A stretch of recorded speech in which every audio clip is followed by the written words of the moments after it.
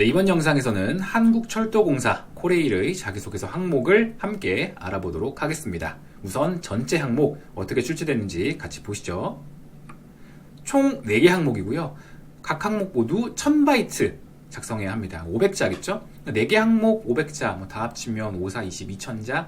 작성하는 데 있어서 큰 부담은 없는 것 같아요. 괜찮게 출제된 것 같습니다. 한국철도공사 보통 이 정도 항목 수에 이렇게 글자 수를 제시하고 있기 때문에 괜찮은 것 같아요. 자, 1번부터 같이 볼까요? 1번. 한국철도에 지원하게 된 동기와 입사 후 10년 뒤 지원 직무와 관련한 본인의 진로 계획에 대해서 작성해 주십시오. 일단 써야 되는 건 2개예요. 한국철도공사 코레일 왜 지원했냐? 지원 동기랑 그다음 뭐죠? 입사 후 이런 식으로 물어봤지만 일단은 포부라는 것을 큰 틀에서 우리가 적어두고 갑시다. 지원 동기랑 포부를 묻는 항목이었다. 1번. 일단은 체크해 둘게요. 구체적인 디테일한 내용들은 조금 뒤에 돌아와서 다시 한번 이야기해 보도록 하고요. 일단 1번은 그렇고요. 2번. 한국철도의 인재상 소통인, 전문인, 혁신인 중에서 지원자 여러분들과 부합하는 인재상은 무엇인지와 그 이유를 경험을 바탕으로 작성해 주십시오 라고 되어 있습니다. 인재상을 하나만 꼽으라는 말도 없었고요. 다 꼽으면 안 된다는 말도 없었습니다. 그래서 이거 중에 2개를 선택하든 아니면 하나를 선택하든 상관은 없습니다. 근데 500자기 때문에 경험을 바탕으로 좀 더 우리가 구체적으로 쓰려면 1개를 쓰는 것이 가장 합리적이지 않을까라는 생각이 들어요. 어떤 것이든 간에 1개를 쓰는 것. 2개까지 어떻게 보면 쓸 수는 있긴 한데, 글쎄요, 이거 2개는 그렇죠. 한국전력공사의 그 인재상 2개 정도, 기업가형 인재, 그런 거 있잖아요. 그런 것 중에 2개를 골라서 그런 식으로 2개 소제목을 달고 쓸 수도 있을 것 같은데, 그러면 글자 수가 너무 500자 빡빡하죠. 합리적으로 쓴다? 1개 경험을, 하나의 인재상을 좀 더 디테일하게 쓸 것 같습니다. 일단, 인재상. 근데 인재상이라고 나오면, 500자기 때문에 요거는 인재상이라고 적어두겠지만 물어보는 게 다시 말하면 나의 강점 항목이다 라고 생각해보면 좋을 것 같아요. 여기서 나를 잘 자신있게 드러낼 수 있는 키워드 하나를 골라서 경험과 함께 서술하는 거니까요. 2번은 인재상이라고 쓰고 나의 강점 항목이라고 체크를 해두면 될 것 같습니다. 그리고 3번. 지원한 분야, 직무에서 타인과 차별화된 여러분들만의 경쟁력은 무엇이며, 일단 적을 수 있겠네요. 직무 역량이죠. 그 이유가 무엇인지를 지원 직무 분야와 관련된 사례 또는 경험을 근거로 해서 써야 되는데, 조금 여러분 잘 읽어보세요. 지원한 분야에서 타인과 차별화된 여러분들만의 경쟁력, 이런 케이스, 이런 것들은 많이 봤잖아요. 요렇게 쓰여지는 워딩. 근데 그리고 나서 경쟁력을 개발해오고자, 키워오고자 어떤 노력을 했는지, 아니면 경쟁력과 관련된 사례를 그냥 써달라고 하는데, 그 이유가 무엇인지, 이게 조금, 이 워딩이 뭘까요? 이게 여기에 걸리나요? 여러분들만의 차별화됐다라고 말할 수 있는 포인트가 무엇인지를 쓰라고 하는 건지, 이유가 이게 조금 그렇긴 한데, 그냥 저는 3번 쉽게 생각하려고요. 차별화된 이것까지 굳이 신경 쓰지 마시고 그냥 지원 분야와 관련된 직무 역량을 보여주자, 이렇게 생각하셨으면 좋겠습니다. 따라서 일반 사무행정 지원하시는 분들 같은 경우는 다른 공공기관에 지원했었던 일반 행정이나 사무, 일반 이쪽으로 지원했었던 자기소개서 중에 직무 역량 썼던 거 잘 정리된 거 있으면 그대로 복붙해 오셔도 문제될 것 같지는 않아요. 그래서 그냥 직무 역량이라고 우리 편하게 썼으면 좋겠습니다. 원래 엄격하게 하려면 차별화된 게 나만의 그 경쟁력으로서 어떻게 차별화되는지 이유를 이렇게 들어야 되는데, 그렇게 쓰기엔 솔직히 이 역량이 다른 사람들과 차별화됩니다라고 말하기가 쉽지 않잖아요. 우리 진짜 나만이 가지고 있는 그런 경쟁력입니다라고 어떤 근거로 우리가 제시할 수 있을지가 조금 의문이기 때문에 저는 여러분 편하게 한국철도공사 3번 직무 역량으로 그냥 풀어냅시다. 4번. 한국철도의 일원이 돼서 업무를 수행하는 데 있어서 가장 중요한 직업윤리가 나와 있군요. 직업윤리. 직업윤리가 왜 중요한지 여러분들의 경험이 등장해야 되는 항목입니다. 2번도 그렇고 3번, 4번 다 경험이 들어가야 되네요. 근데 4번은 직업윤리입니다. 직업윤리 항목. 직업윤리 항목인데 여기 앞에서 이 멘트가 있잖아요. 한국철도의 일원으로서 업무를 수행한다. 그럼 도대체 한국철도의 일원이 되어 업무를 수행하는 것, 이건 도대체 어떤 특징을 가진 것일까에 대한 아이디어가 있어야 될 겁니다. 이 분야에 대한 이해도가 있어야 돼요. 그러니까 한국철도 도대체 왜 존재하고 어떤 목적으로 설립된지 알아? 그걸 알기 때문에 그 속에서 일하는 구성원이라면 이런 직업윤리 태도를 갖춰야 하는구나. 이 순서예요. 이해되셨죠? 그리고 직업윤리까지 전체 4개 항목을 살펴보니까 그냥 참 기본에 충실한 항목들이 기본처럼 소개가 되고 있다라는 느낌이 듭니다. 물론 3번은 그 이유가 무엇인지 이거 조금 제가 제 관점에서 그런지 몰라도 이게 조금 걸리긴 했는데 한 번에 쭉 읽히기보단 이유가 무엇인지를 어떻게 설명해야 될까 조금 고민이 되긴 했는데 그냥 제가 내린 결론 직무 역량으로 그냥 풀어내자라는 거였습니다. 조금씩 이제 디테일하게 조금만 더 들어가 볼까요? 1번은 지원 동기랑 포부죠. 자, 한국철도에 지원하게 된 동기, 우리 여러분 이제 직무 지원 동기, 회사 지원 동기 잘 쓸 수 있을 건데, 요게 조금 더, 하나 걸리는 게 또 있을 것 같아요. 입사 후 10년 뒤에, 지원 직무와 관련한 본인의 진로 계획. 그러니까 입사 후 포부라고 써주면 그냥 편한데, 10년 뒤 본인의 진로 계획. 그래서 여러분들이 어쩔 수 없이 이 회사에서 10년 뒤에는 무슨 일을 하게 되는지를 공부를 해야 되는 상황이라고 볼 수 있습니다. 근데, 생각해보세요. 10년 뒤면은 그냥 일반 기업으로 치면 10년 차면 한 과장 정도 됩니다. 어느 정도의 관리 직급에 올라가게 되겠죠. 여러분들이 이제 입사를 하게 되고 10년 차면 제가 생각했을 땐 과장 정도 되는데 과장으로서 뭔가 좀 업무에 대한 짬밥이 있을 거잖아요. 10년 동안 계속 일해왔으니까 내 포지션에서. 그러면 10년 후에는 어떤 계획이 있는 것이 가장 좀 합리적이냐면 어떤 새로운 기술을 개발하거나 도입하는 거 아니면 신규 사업의 기획이나 운영, 관리 이런 것들을 하는 이런 멘트들이 나오는 게 10년 뒤의 계획으로서 좀 더 적합하지 않나라는 생각을 합니다. 그럼 다시 말해 10년으로 가기까지의 그 계획, 그 진로 커리어에는 뭐가 있죠? 당연히 입사 초기에는 내가 지금 맡은 보직에서 최대한 기본기를 갈고 닦으면서 우리 조직의 생리라든지 어떻게 하면 고객 만족이 이루어지는지 이런 정도의 업무 노하우를 쌓는 거죠. 그렇죠. 그리고 나서 이제 10년 후에는 이제 여러분들이 관리자로서 그 초반에 느꼈었던 업무를 하면서 단기적으로 느꼈었던 이런 상황에서 나중에 이런 것들도 해보면 좋겠구나 이런 걸 기록해뒀다가 10년 후에 과장으로서 한번 실행을 해보는, 다시 말하면 기술 개발이나 아니면 신기술의 도입, 아니면 사업의 기획, 운영, 관리 이런 차원의 워딩과 함께 10년 뒤의 계획을 말씀을 한다면 좋을 것 같다는 생각이 듭니다. 그렇게 저는 생각을 해요. 사실 저도 예전에 시험 준비할 때 입사 후에 롯데가 그렇잖아요. 1번 항목이 보통 그 입사 후 5번이었나요? 5번 항목 입사 후의 계획을 계열사에 따라서 사원, 대리, 과장, 팀장 이런 식으로 나눠서 물어보거나 입사 후 10년간의 계획을 써라 이런 식으로 물어보는데 잘 몰랐습니다. 입사를 안 해봤는데 입사 후 10년 뒤에 내가 뭘 하고 있을지 어떻게 알아요? 근데 대부분 높은 확률로 관리자가 되어서 과장으로 되어서 여러분들이 그만두지만 않는다면 방금 말씀드린 그런 워딩들의 업무를 수행할 가능성이 높습니다. 그래서 그런 내용들을 보편적으로 가져가자라고 말씀을 드린 거죠. 이해되셨죠? 그리고 2번 같은 경우는 어떤 인재상을 선택하는 게 좋을까요? 라고 또 물어보시는 분들이 있는데 어떤 걸 선택해도 되지만 저라면 3번에서 직무 역량, 그러니까 그 지원 분야에 대해서 내가 전문성을 갖기 위해 노력하는 게 있기 때문에 어떤 식으로 전문적으로 노력을 한 게 있기 때문에 전문인이 여기 나올 거라고 생각이 들어요. 전문적인 단어라는 전문인이라는 키워드는 들어가지 않겠지만 그냥 전문성이, 전문가를 위한 노력이 여기서 스물스물 냄새가 날 겁니다. 그렇기 때문에 개인적으로 소통이나 혁신에 대한 여러분들의 생각을 보여주면 좋은데 그 중에서도 저는 소통이면 더 좋겠다라는 생각이 들긴 해요. 다른 사람들과 함께 일을 할 때 어떤 소통을 주로 하는지 그런 보편적인 내용. 혁신도 괜찮습니다. 어떤 업무를 할 때 항상 그냥 주어진 일만 그냥 해놓고 땡이 아니라 어떻게 하면 조금 더 나은 방법이 있을까, 끊임없이 변화를 도모하는 여러분들의 모습이 드러나면 좋겠죠. 그래서 소통과 혁신 중에 고르는 것이 어떨까 개인적으로 한번 권해드리고, 여기서는 우리가 차별화된 거는 좀 내려놓자고 했어요. 그냥 그 이유가 무엇인지 이것도 너무 얽매이지 말고 여러분들만의 직무 역량을 어떤 과정을 통해서 키워왔는지 혹은 어떤 경험에서 발휘했는지 그렇게 한번 풀어보자고 말씀을 드렸습니다.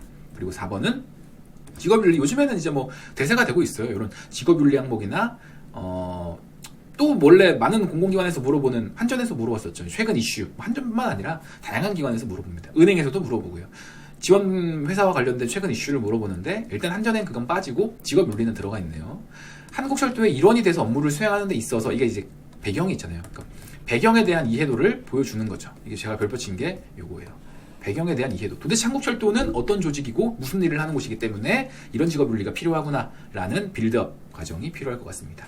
이렇게 1번부터 4번을 좀 더 살펴봤고요. 그러면 각 항목별로 구체적인 예시와 함께 어떤 개요로 여러분들이 진짜 글을 작성하면 도움이 되는지 항목별 작성법 지금부터 시작하도록 하겠습니다. 먼저 1번입니다. 회사 지원 동기와 입사 후 10년 뒤에 직무 관련된 진로 계획을 쓰는 거였는데요. 소제목은 이런 식으로 저는 좀 썼으면 해요. 그러니까 여러분들이 이 회사에 지원하는 이유는 여러분들이 일을 하고 싶은 이유가 이 회사에서 실현될 수 있다고 생각했기 때문에 지원하는 거예요. 당연히 알고 있죠. 여러분들은 그냥 돈 벌고 싶고 근데 여기 마침 공고가 떴기 때문에 지원한다는 걸 알고 있습니다. 근데 그 내용을 쓰기가 조금 애매하기 때문에 우리는 보통 많이 들어봤겠지만 여러분들의 직업관이 가장 잘 실현될 수 있는 회사라고 판단했기 때문에 지원합니다. 이런 류의 패턴으로 가져가는 거에 대해선 이제 아실 거예요. 그렇게 이번에도 한국철도 코레일로 그렇게 써보자고요. 네, 뭐 별다른 제한 조건이 없기 때문에 그냥 한국철도에 지원하게 된 동기 물어보고 있잖아요. 이렇게 써보는 겁니다. 빨간색이 뼈대, 이게 파란색 쪽으로 쓴 게 이제 외시라고 보시면 돼요. 읽어보시고 한번 참고하실 건 참고하시고 활용하셔도 됩니다. 코레일 지원 동기는 뭐다? 여러분들의 그 직업관이 코레일에서 실현 가능하다고 판단해서 지원하는 거다. 그러니까 여러분들의 직업관이 실현되는 곳으로서의 회사다라는 걸 소제목으로 바로 보여주셔도 되고요. 아니면 직업관의 실현, 관련한 본인의 실력 10년 뒤에 어떤 전문가, 포부까지 소제목에 담아주셔도 되고요. 그거는 뭐 상관없을 것 같습니다. 일단 시작점은 이 문단은 동기 문단이고 문단을 나눠서 포부 문단 이렇게 들어갈 거예요. 동기 문단, 직업관 실현이 가능하니까 지원했는데 자 그러면 그 다음 나와야 될 내용은 딱 두 가지죠. 어떤 직업관이 도대체 왜 가지고 있길래 코레일이 도대체 어떤 조직이길래 여기에 부합하는지 이 두 가지가 그 다음에 나오는 거죠. 직업관을 설명할 때 가장 공공기관을 지원하는 무난하고 보편적인 직업관은 이거예요. 공공이익 실현에 기여함으로써 우리 이웃들의 편리한 일상생활을 실현하고 싶다. 가장 무난한 건 공익을 실현하고 공익을 추구하기 때문에 공공기관에 지원하는 거예요. 그것만큼 더도 말고 덜도 말고 이렇게 깔끔한 지원 동기가 있습니까? 직업관이? 그래서 그런 일을 하고는 할 때 가장 큰 보람을 느끼고 내 일의 자부심, 내가 진짜 사회의 일원으로서 우리 사회의 발전에 도움을 주고 있구나. 자부심을 갖고 더 열심히 해봐야지. 원동력이 되니까요. 그래서 이런 직업관이 좋습니다. 물론 글자 수가 된다면 여기에 이렇게 생각하게 된 계기까지 나오면 좋아요. 태어날 때부터 저는 공익을 추구하겠습니다.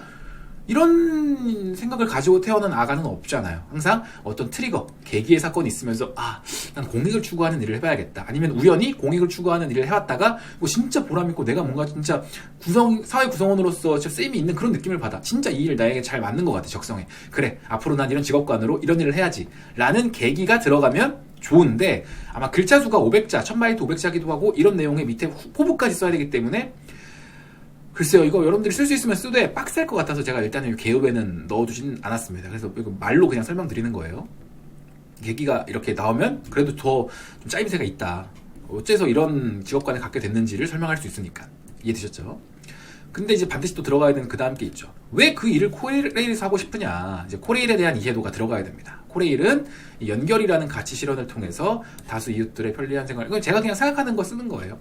그러니까 여러분들이 이제 회사에 대한 이야기를 쓸 때 그냥 회사가 지금 추구하고 있는 미션, 비전 아니면은 지금 수행하는 사업들 쭉쭉 나열하면서 이런 거 잘하고 있잖아. 그래서 이런 것들을 할 수 있는 곳이라면 내가 생각하는 직업관 잘 실현할 수 있기 때문에 지원한다. 이런 식으로 쓰시는데 나쁜 방법은 아니지만 이렇게도 한번 생각을 해보세요. 요 대목에서 회사에 대한 이야기를 쓰실 때 항상 코레일이든 한전이든 건보든 여러분들이 쓰는 그 기업이 핵심적으로 가지고 있는 그 비즈니스 모델, 코레일은 열차라는 걸 수단으로 해서 사람들을 수송하고 왔다 갔다 시키는 거잖아요. 거기에 추정을 맞춰서 저는 이런 키워드들을 뽑아내고 이런 가치 실현을 한다라고 하면 써보는 겁니다. 예를 들면 건보는 뭐예요? 건강이잖아요. 항상 사람들의 건강 어쩌고 한전은 뭐예요? 에너지, 전력 이런 거잖아요. 전력은 우리 일상생활에서 어떻게 쓰이는 건지. 건강은 당연히 우리 일상에서 건강해야지. 모든 것의 기본은 이 사람을 만나고 KTX를 타고 1호선, 2호선을 타고 전기를 써서 스마트폰을 충전하고 전기 자동차를 이용하는 모든 건 다 건강에서 비롯되는 거다. 건강하지 않으면 코로나 걸리면 얼마나 아픕니까? 그래서 건강하지 못하면 아무것도 못해요. 그래서 건강이 굉장히 기본이구나. 이런 사람들이 기본을 지켜주는 일을 하고 싶다. 그래서 건보에 지원한다. 이런 멘트라든지 이런 것들 여러분 생각하면서 코레일은 철도입니다. 수송하고요. 사람들을 연결시켜주는 이런 핵심적인 비즈니스 가치를 여기 가져보시는 것도 하나의 방법이 될 겁니다. 참고하시고요.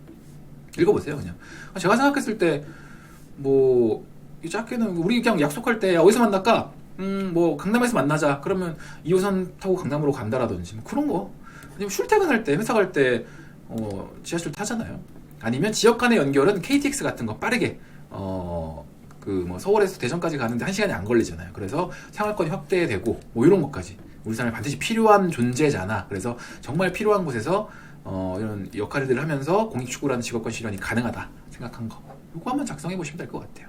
참고해서 써보시길 바라고, 그 다음에 넘어와서는 오케이, 왜 들어오고 싶은지에 대한 설명이 됐어. 들어와서 10년 동안 어떻게 할래? 그러니까 10년 뒤에 멘트가 입사 후 10년 뒤 지원 직무와 관련한 진로 계획, 10년 뒤에 어떻게 할 건데 라는 거잖아요. 그 10년 뒤에는 이런 워딩을 제가 쓰자고 했잖아요. 이런 것들. 그러니까 특정 사업부 소속은 내가 진짜 예를 들어서 뭐 사무 업무를 쭉 하다가 나중에는 이걸 이렇게 쓰는 사람은 없겠지만 뭐 여행 상품을 개발하는 쪽으로 가서 사람들의 기본적인 일상생활에서의 편리뿐만 아니라 이제 여가 생활에까지 좀 더 만족을, 행복을 가져다주는 그런 업무를 수행해보고 싶어 라고 쓸 수도 있는 거잖아요. 특정 사업부라는 건 그러니까 여러분들이 뭐 어떤 역 내에서 근무를 하다가 여행 상품 개발을 해보고 싶다 이런 걸 말하는 거예요. 쓰셔도 됩니다.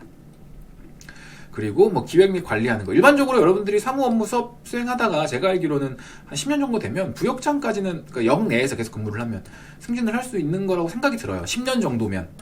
물론 역장은 잘 모르겠어요. 부역장까지는 되지 않나 싶은데, 아무튼 글쎄요, 부역장도 제가 잘 모르는 건가요? 뭐 더 오래 걸리나요? 아무튼 뭐 좀 기획과 관리와 관련된 업무들 워딩을 쓰셔서 작성을 하셔도 될 것 같아요.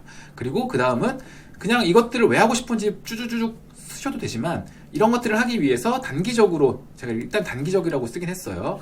입사 후 10년이 될 때까지는 보통 기본기를 쌓는 거지. 내가 맡은 포지션에서 내 직업관을 실현하면서 이런 것들이 고객 만족의 중요한 요소구나, 이런 식으로 업무가 처리돼야 되는구나, 우리 조직은 이런 사명감을 갖고 일하는 사람들로 모여있구나, 이런 것들을 익히는 과정이고, 이제 10년 정도 후에는 이런 나의 과거 이력들, 노하우들을 바탕으로 실제 이런 업무들을 수행해보고 가고 싶다, 이렇게 쓰셔도 될 것 같습니다. 크게 쓰세요. 우리가 아직 입사를 한 것도 아닌데 10년 후까지 뭐 하루하루 내지는 1년 단위의 계획을 어떻게 세우겠습니까? 다 그냥 이렇게 좀 요런 워딩 정도만 참고를 해서 쓰는 거죠. 그러니까 그것만 피하시면 돼요. 뭐 열심히 일하겠습니다. 고객 만족을 달성하는 사원이 되겠습니다. 그건 원래 당연히 해야 되는 거니까 그 당연한 것을 구체적으로 무엇을 하면서 이뤄보고 싶은지를 쓰는 게 입사 후 포부잖아요. 그래서 요 정도 워딩을 쓰면서 구체적으로 해보고 싶다 라고 쓰면 될 것 같습니다. 저도 항상 입사 후 포부 쓸 때는 어려워요. 왜냐면 제가 지금 분석하는 조직에 대해서 현직자만큼 알지 못하니까. 현직자는 딱 우리 선배님들 보면서 이런 식으로 3년 차에 되는구나, 5년 차 이런 식으로 발령을 받는구나 알 텐데, 저는 모르니까요. 외부 인원이고 여러분들도 마찬가지잖아요. 외부 인원. 그래서 한 가지 더 팁을 드리면, 요런 입사 후에 어떤 일들을 하게 되는지, 보통 어떻게 커리어 패스가 되는지는 그 블라인드에 좀 나와 있습니다. 블라인드, 이거 익명으로 자신의 회사가 어떠한지에 대해서 설명해주는 그런 앱이 있잖아요. 사이트로 들어가셔도 되고. 그래서 블라인드에 한국철도공사 검색하시면 현직자들이 써놓은 글들이 있어요. 물론 회사를 욕하는 글도 있고, 아니면 이번에 이런 일들을 한다, 뭐 그런 글들이 많기 때문에 참고하셔서 작성하는 것도 하나의 방법이 되지 않을까 싶습니다. 오히려 그게 현장에서 무슨 일을 하는지 더 잘 알 수 있어. 그냥 직무기술서 100번 읽는 것보다. 물론 100번 읽는 것도 도움이 돼요. 근데 한번 블라인드도 찾아보시라고. 저도 보통 그렇게 막 진짜 답이 안 나올 때는 블라인드를 보긴 합니다. 이해되셨죠? 넘어가도록 할게요. 자, 2번은 제가 생각했을 때 혁신이나 소통이 좀 적합한 것 같아서 이런 식으로 좀 2개를 써봤습니다. 그러니까 2개를 다 쓴다는 건 아니고, 혁신이든 소통이든 2가지 중에 하나를 선택해서 이 정도 개요를 쓰겠다라고 생각하시면 돼요.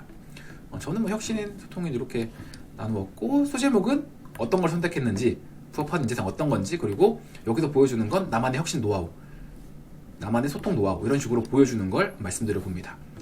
혁신인으로 만약에 쓴다고 하면 전 이렇게 쓸 것 같아요. 혁신을 추구하는 나의 모습을 먼저 보여줄 것 같아요. 바로 경험으로 들어가는 것보다는 앞에 빌드업으로 난 혁신을 항상 추구하려고 한다. 제가 항상 이렇게 일하긴 합니다. 평소에 일을 할 때도 이것보다 더 나은 방법은 없나? 이게 최선인가? 이런 생각을 하면서 일 처리를 하려고 해요. 왜냐하면 이제 그 다음 내용이 나오는 겁니다. 가치관이 좀 기반이 되면 좋겠다라는 생각을 합니다. 항상 저는 제 분야에서 머물지 않고 안주하지 않고 끊임없이 성장을 하는 걸 희망을 합니다. 실제로 저도. 그래서 이거 지금 내가 하고 있는 것보다, 기존보다 더 나은 방법이 혹시 있을까, 혹은 효율성을 더 극대화해서 적은 노력으로 더 많은 좀 효과를 가져올 수 있는 방법이 없을까, 이런 것들을 항상 생각하기 때문에, 그러다 보니까 더 뛰어난 혁신을 항상 생각하게 되죠. 이것들을 직접 실천해서 성과를 냈었던 경험이 있는데요, 이겁니다 라고 풀어주는 요 흐름입니다. 서로 무엇을 해야 됐던 상황, 뭐 어떤 업무가 주어졌으면 그 업무, 근데 그때 내가 했던 생각, 야, 이렇게 기존보다는 그러니까 기존에 하는 방법도 물론 좋지만 조금 더 우리가 더 개선을 위해서 발전을 위해서, 성장을 위해서 뭔가 더 새롭게 시도할 만한 일이 없을까? 한번 찾아보면 있을 것 같은데, 그래서 내가 한번 찾아보려고 노력한 거야. 선배님께 여쭤보고 아니면 인터넷으로 검색해보고 그런 내용들. 이런 거예요. 그러니까 제가 앞에서 입사업 후보 저도 어렵다고 말씀드렸잖아요. 그럼 제가 어떻게 해요? 그냥 단순히 직무기술서만 100번, 200번 있는 게 아니라 더 나은 방법이 없을까? 그걸 찾다가 그냥 저만의 생각으로는 블라인드를 보면 진짜 현직자들이 좋은 이야기들을 많이 해줘. 물론 걸러야 될 것도 있지만 좋은 이야기들이 많더라고요. 그래서 블라인드는 당연히 이제 회사 아이디로 가입해야 되기 때문에 여러분들의 뭐 주변 선배님이나 좀 뭐 아버지나 이렇게 좀 아이디를 빌려서 볼 수 있다는 그런 좀 번거로움은 있지만 그래도 그 정도의 노력을 기울인다면 혁신적으로 와 입사업 포부를 이렇게 할 수도 있네? 라는 거잖아요. 그걸 말하는 겁니다. 그래서 여러분들이 기울였던 노력으로 찾았던 혁신의 인사이트, 야 이렇게 하면 되겠구나. 블라인드로 입사업 포부를 보자. 그래서 이것들을 구체적으로 적용해서 검색을 한 거죠. 블라인드 내에서 했었더니 야 입사업 포부 진짜 명확하게 뭘 써야 되는지 알겠다. 요 말이 나오는 겁니다. 이해되셨죠? 그 이야기로 한번 풀어보시는 거고 대신에 앞에 빌드업으로 이 내용이 좀 들어가면 좋겠다라는 걸 다시 한번 강조드립니다. 자, 소통으로 쓸 때는 이렇게 쓰는 것이 물론 마찬가지로 뒤에 경험이고 그 앞에 빌드업이 있어야 되는데 이런 흐름이 좀 더 전 적합해 보이더라고요. 소통의 중요성을 당연히 이제 쓰는데 그러니까 왜 중요한지를 쓰는데 여기서 지원 직무와 관련된 좀 내용이 들어가면 어떨까 이런 생각이 들더라고요. 물론 이렇게 안 쓰셔도 돼요. 소통이 왜 중요한지 뭐 이런 이야기를 쓰셔도 되는데 당연히 소통은 중요하잖아요. 당연히 그렇지 않나? 그래서 너무 당연한 말을 당연히 쓸까봐 지원 직무와 관련해서 좀 간접적인 노출을 시키라는 겁니다. 여러분들이 사무 영업이다, 고객 응대 업무를 수행할 때 내지는 여러분들이 기술직으로서 2인 1조로 업무를 수행할 때 이런 케이스를 좀 보여주면서 이렇게 소통 노하우를 실천하는 게 중요하다라고 써주는 거죠. 굳이 뭐 사무영업 직무자로서 고객 응대 업무 수행 시 항상 고객과의 소통, 역지사지의 자세로서 그러니까 이 땡땡 소통 노하우는 여러분들만의 소통 방법이에요. 그 역지사지, 상대방 입장에서 먼저 생각해보는 거, 경청하는 태도를 통한 뭐 올바른 소통을 실천하는 게 중요하다. 뭐 이런 식으로 쓰는 거 있잖아요. 항상 뭐 직무에 구체적인 타이틀이 들어가도 되고 그냥 고객 응대 업무 시에는 2인 1조로 업무를 수행할 때에는 이런 식으로 바로 들어가도 상관없습니다. 그냥 글자 수에 맞춰서 쓰세요. 그렇게 쓰고 나서 왜 그렇게 생각하는지 이유를 보여주는 데 있어서 이 업무들에 대한 특성이 조금 나오는 거죠. 업무 특성. 그러니까 업무에 대한 이해도가 나오는 겁니다. 일부러 이걸 쓰려고 위에다가 빌드업을 이걸 쓴 거예요. 그냥 혁신을 보시면 뭐 업무 수행 시에 혁신 더 나은 방법은 없을까? 이거는 내 가치관적으로 한번 써보고 싶어서 저는 이런 앞에 좀 밑밥을 가져왔고, 요거는 직무적인 역량이나 이해도를 조금 더 강조하고 싶은 분들은 이런 식으로 써보는 거지. 지원 직무에 대한 이야기를 간접적으로 설명하면서, 아니 고객 응대라는 게 고객을 만족시키려면 일단 그들이 무엇을 원하는지 알아야 되잖아. 그러면 어떻게? 들어야 된단 말이야. 그래서 경청의 소통 노하우가 굉장히 중요한 거야. 요런 설명들이 들어가는 거죠. 이해되셨죠? 함께 2인 1조로 일을 할 때는 지금 그 사람과 나의 굉장히 협업이 중요하단 말이야. 그러면 내가 지금 어떤 일을 하고 있고 상대방이 무슨 일을 하고 있는지 서로 간에 알고 있어야 돼. 그렇기 때문에 업무 공유를 수시로 하는 소통이 굉장히 중요하다. 이런 내용이 여기 들어가는 거라고요. 직무에 대한 이해도와 좀 로열티를 의도적으로 보여주려는 구성이라고 보시면 되겠습니다. 이해되셨죠? 물론 이제 혁신이 이런 식으로 쓰여지고 소통이 이런 식으로 쓰여져도 상관은 없는데 한번 이런 식으로 제가 생각했을 때는 혁신을 선택한다면 이런 식으로, 소통을 선택한다면 이런 식으로 쓰는 게 어떨까 생각이 들어서 한번 예시로 가져와 봤고요. 똑같아요. 이를 실천했던 경험이 있다. 이제 경험을 바탕으로 써야 되기 때문에 서론 본론 결론으로 갑니다. 누구와 무엇을 하던 상황이었는지. 그러니까 소통이니까 상대방이 있어야겠죠. 내적 자아와 다른 자아와 소통하기는 좀 어려워요. 여러분들이 그 일을 잘하기 위해서 했던 생각, 이렇게 하기 때문에 소통을 되게 잘해서 해야겠구나. 그래서 여러분들이 적으면 소통, 경청의 소통이든 수시로 업무 공유를 하는 소통이든 여러분들이 소통 노하우를 적용하려고 했고 왜 그게 가장 중요하다고 생각했는지 이유 정도 한 문장 들어간 뒤 적용해서 원활한 소통으로 효과적으로 업무를 수행했다. 굉장히 깔끔한 구성이 될 것 같습니다. 전문인 써도 되지만 전문인은 어디서? 바로 3번에서 여러분들이 전문성을 쌓고자 노력한 이 과정을 보여주면 되지 않을까 싶습니다. 자, 지원 분야에서 타인과 차별화된 본인만의 경쟁력이 있으면 어떻게? 그냥 직무 역량으로 쓰자고요. 그리고 직무 역량을 이 근거를 들어서 쓰자는 아주 일반적인 항목으로 우리가 치환해서 생각해 봅시다. 그래서 저는 이런 항목은 항상 소제목부터 어떤 역량을 쓸 건지 바로 좀 보여줬으면 좋겠고요. A 역량, B 역량을 쓸 겁니다. 근데 이제 그 앞에서의 빌드업은 이거죠. 여러분들이 지원하는 그 직무의 효과적 수행에 필요하다고 생각한 역량은 바로 이 두 가지다. 어째서 그러한지에 대한 이유가 블라블라 나오고, 그래서 그 역량, 그 직무자를 희망하면서 나는 다음과 같은 역량 확보 노력을 기울여왔다. 첫 번째 A 역량, B 역량, A 역량은 이런 노력을 했고 B 역량은 이런 노력을 했다. 바로 이렇게 써주는 겁니다. 근데 이제 이것도 이제 항상 제 개인적인 선호, 제 영상을 많이 보신 분들은 아시겠지만 두 가지 역량이 나오면 어떻게? 이론과 실무의 균형감을 보여주면 괜찮다라고 생각이 들어요. 그래서 이론적인 지식을 쌓고자 아니면 이론적으로 무엇인가 좀 배우고자 이런 내용들을 했던 거고요. 그래서 예시가 좀 다르죠. 그러니까 어떤 걸 쓰면 좋겠는지. 실무적인 내용, 경험을 쌓고자 이런 내용들이 들어가면 괜찮겠다라고 생각이 듭니다. 그러면 그냥 계속 똑똑한 친구도 물론 좋지. 계속 필드에서 일해본 친구도 너무 좋지. 근데 이론과 실무가 균형적으로 갖춰진 친구라면 더 좋지. 이런 관점에서 접근을 해보자는 거예요. 반드시 이렇게 쓸 필요는 없으나 여러분들이 두 가지 역량을 쓸 때는 이론과 실무의 균형 감각을 이런 식으로 가져가면 괜찮을 것 같습니다. 이해되시죠? 뭐 이거는 그래서 제가 파란색으로 쓴 게 없잖아요. 다른 뭐 별다른 예시라고 들만한 게 없고 너무 요즘에 많이 기본적으로 나오는 직무 역량 항목이기 때문에 그냥 그대로 있던 거 갖다 복붙해서 쓰시든지 아니면 뭐 이번 기회에 500자잖아요. 500자 직무 역량 다른 데다가 복붙할 수 있게끔 깔끔하게 작성을 해두시든지 여러분들이 지원하는 직무에 맞춰서 복붙을 할 수 있는 용도로 이거는 이제 굉장히 복붙 용도로 만들기에도 괜찮은 것 같아요. 자, 넘어갈게요. 4번 한국철도의 일원으로서의 직업윤리잖아요. 한국철도의 일원이 되어 업무를 수행하는 거예요. 그냥 우리가 집에서 그냥 뭐 어떻게 보면 저는 아들로서 역할을 수행하는 그런 게 아니라 한국철도의 일원이 돼서 업무를 수행하는 거잖아요. 저는 이걸 썼으면 좋겠습니다. 개인적으로. 그냥 공공기관의 구성원이라면 규정을 명확하게 지켜가면서 일을 한다라는 걸 쓰는 게 괜찮지 않을까 싶어요. 저는 그렇습니다. 매뉴얼 준수, 원칙 준수 이런 거 있지 않습니까? 그런 내용들. 근데 그런 내용들 당연히 이제 뒤에는 여러분들이 전 규정 준수라고 했잖아요. 규정 준수를 실시했었던 경험이 이제 서분별로 나오면 가장 좋은데 그에 앞서 요 빌드업을 한번 읽어보세요. 이런 내용들이 들어간다면 여러분들만의 글이 됩니다. 그냥 항상 규정 준수를 위해서 열심히 노력합니다. 과거에 어떤 동아리에서 무슨 규정을 잘 지켜서 동아리에 무슨 뭐 행사를 성공적으로 이끈 경험이 있습니다. 바로 경험 들어가지 마시고 늘 계속 강조드리잖아요. 한국철도의 일원이라니까요. 도대체 한국철도 일원은 어떤 사람인데 한국철도는 어떤 조직인데?에 대한 이야기가 들어가야 된다는 거죠. 맥스 한 150자, 200자 정도까지는 써도 된다고 생각해요. 저는 한번 그냥 제 생각을 써본 거예요. 코레일은 철도라는 수단으로 고객만족실 홈페이지 감이 있습니다. 고객만족실현을 목적으로 하잖아요. 고객만족은 결국 우리 조직에 대한 국민의 신뢰에서 야 진짜 저 공사에서 하는 저 사업들을 믿을 수 있다. 신뢰에서 고객만족이 달성된다고 생각해요. 제가 생각하기에. 근데 신뢰라는 거 알잖아요. 되게 쌓기 어렵지만 한번 어떤 잘못 삐끗하면 금방 와르르 무너지는 게 신뢰예요. 그래서 우리가 이 부분이 중요하죠. 앞으로 내가 업무 처리를 할 때 이 정도면 괜찮겠지와 같은 아니란 생각이 아니라 한 번이 무너지는 거니까 매 순간순간마다 규정에 입각한 정확한 일 처리를 통해서 매이치 못한 안전사고를 방지하고 고객과 약속을 실천해. 그래서 신뢰관계를 유지하고자 노력해야겠지. 이것이 곧 고객만족의 실현으로 이어지는 거야. 이런 거 지금 코레일에서 되게 또 중요한 키워드 중에 하나가 안전이잖아요. 안전, 요런 거. 안전에 대한 키워드도 하나 넣어주면 좋을 것 같아요. 안전의 신뢰, 이런 거. 근데 결과적으로 우리가 쓰는 건 이 모든 것들은 규정 준수에서 비롯된다라는 이야기를 하고 있는 겁니다.